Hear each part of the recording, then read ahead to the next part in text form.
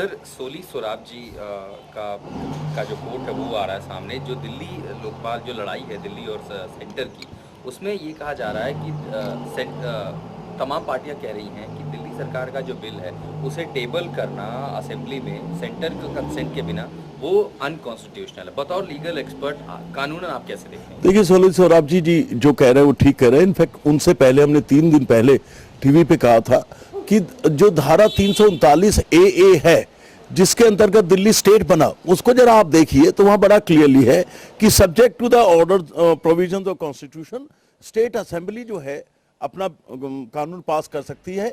तो एक initial stage होती है पास करने की, असेंबली पास करे, उसके बाद फिर वो जाता है लेफ्टिनेंट गवर्नर के पास, और लेफ्टिनेंट गवर्नर को ये देखना होता है कि क्या इससे कोई और स्टेट तो नहीं अफेक्ट हो रहा है या पार्लियामेंट का कोई लॉ तो नहीं है। अगर उसी सब्जेक्ट पे पार्लियामेंट का भी लॉ हो तो फिर जो लेफ्टिनेंट गवर्नर उसको रिजर्व रख लेता है for the assent of president. लेकिन वो स्टेज बाद में आती है। ये है कि बच्चा होने के बाद उसका नाम क्या रखे क्या नहीं। लेकिन सपोज करो उससे पहले ही झगड़ा करने लगे, तो यहां जो है स्टेट असेंबली तक दिल्ली गवर्नमेंट को पावर है, असेंबली बिल पास कर सकती है। उसमें सिर्फ इनको दिक्कत क्या आ रही है कि एक ट्रांजैक्शन ऑफ बिजनेस रूल होता है, वो जैसे होता है कि किसी चीज को कैसे चलाया जाए, तो वो ट्रांजैक्शन ऑफ बिजनेस रूल जो है बहुत नीचे आता है प्रायोरिटी में। लॉ के अनुसार सबसे ऊंचा होता है कॉन्स्टिट्यूशन, उसके बाद जो पार्लियामेंट के लॉज होते हैं वो होते हैं, उसके बाद जो स्टेट के लॉज होते हैं वो होते हैं, उसके बाद एडमिनिस्ट्रेटिव रूल्स होते हैं। तो ये एडमिनिस्ट्रेटिव रूल्स में कंडक्ट ऑफ बिजनेस में बहुत नीचे आता है। सेक्शन 55 रूल है जिसमें कहा गया है, और ये 1960 में था जब दिल्ली को पूरा स्टेट भी नहीं था, अभी भी पूरा नहीं है। तो उसके बाद 1991 में जब बना तो उसके बाद कॉन्स्टिट्यूशन में या किसी रूल में अगर कॉन्फ्लिक्ट होता हो तो पहले तो कोशिश की जानी चाहिए कि हार्मोनियस इंटरप्रिटेशन की दोनों एक साथ रह सके। अगर ऐसा नहीं संभव है तो कॉन्स्टिट्यूशन प्रिवेल करेगा, उसकी ज्यादा महत्व है रूल की नहीं। नहीं तो आज के मामले में तकनीकी रूप से अगर बहुत साधारण तरीके से समझना हो, हाँ। तो ये क्या कहा जाए कि सेंटर अब जो कह रहा है वो सही है, तो तमाम पार्टियां जो कह रही हैं वो सही बात है, जो सॉलिसिटर जनरल कह रहे हैं वो सही है, या जो दिल्ली सरकार कह रही है वो सही है? With great respect, solicitor general यहाँ गलत है। दिल्ली सरकार यहाँ तक सही है कि स्टेट असेंबली तक जो है वो बिल पास कर सकते हैं, उसके बाद लेफ्टिनेंट गवर्नर जनरल को भेजना पड़ेगा। उसके एक सवाल ये उठता है कि इस बिल को टेबल करने के लिए लोकपाल बिल जो लोकायुक्त बिल है दिल्ली का, जन लोकपाल जो दिल्ली का लोकायुक्त है, क्या इस कानून के लिए प्रायर कंसेंट, प्रायर परमिशन बिल्कुल नहीं। ये डिबेट गलत डिबेट है, बिल्कुल नहीं है। With great respect, solicitor general बड़े कॉम्पिटेंट इंसान है, लेकिन इस मामले में वो गलत सलाह दे रहे हैं, प्रीमेच्योर सलाह दे रहे हैं। हमारा कहना है कि सॉलिसिटर जनरल से इस स्टेज पे तो सलाह लेने की जरूरत ही नहीं थी।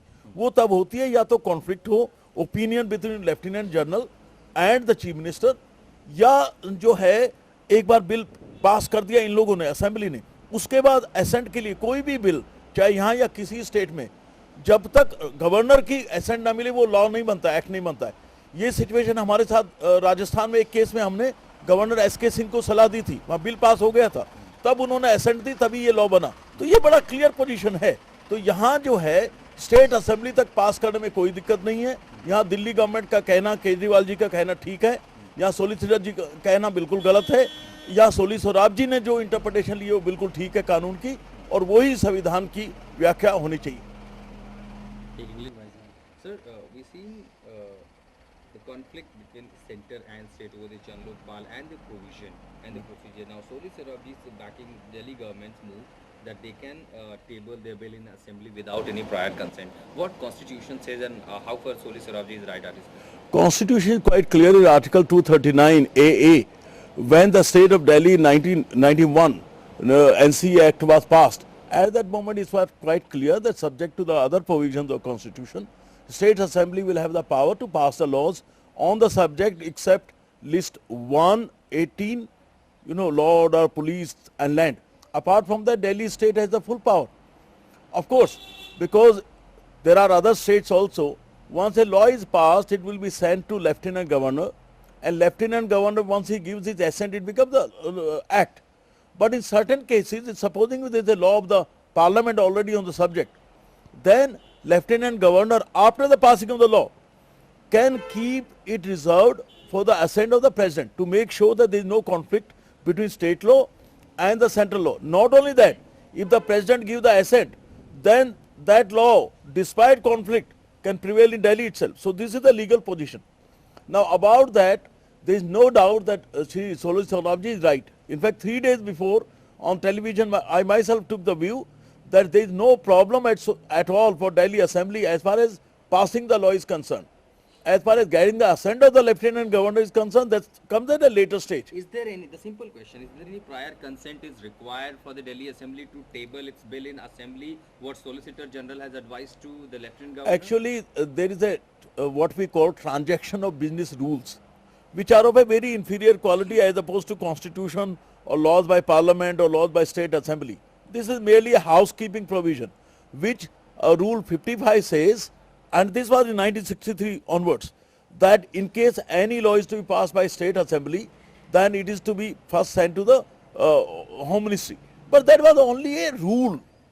In hierarchy of the law, first is constitution, then laws made by parliament, then laws made by state assembly, and then these various administrative rules. So they are not of the equal importance. If there is a conflict between constitutional provision, here Article 239 AA, subclause 3, versus Rule 55 of transaction of business rules, then constitution will prevail. Then why our Solicitor General is saying that? With great respect, Solicitor General, though he is a very competent person otherwise, but in this case he has made a mistake. I think he is more politically guided probably than guided by the law, because law is quite clear on this subject. And any person who just read the plain language of constitution and transaction of business rules of 2002 will clearly see that constitution prevails. It comes, see, here with great respect, Solicitor General is confusing 3 stages. One is initiation of the law, second is passing of the law by assembly, and third is getting the assent of the president, Lieutenant General on the other. So that's the third stage. First 2 stages, there is no role for the Lieutenant Governor. First stage is initiation by the cabinet, which they have done. Second is passing by the assembly, which they would be doing. At third stage, the role of Lieutenant Governor becomes crucial. That stage has not come yet. So seeking opinion of Solicitor General itself was a premature act. And we should think about the country. We should not think about whether this will benefit this Congress or BJP or AAP. We have to see what the law says. And there we have to be very objective. And here, with great respect, what Solicitor Saurabh has said is absolutely right and very much consistent with the provisions of the constitution. So there is no hurdle, there is no difficulty as far as passing of the law by state assembly of Jan Lokpal is concerned.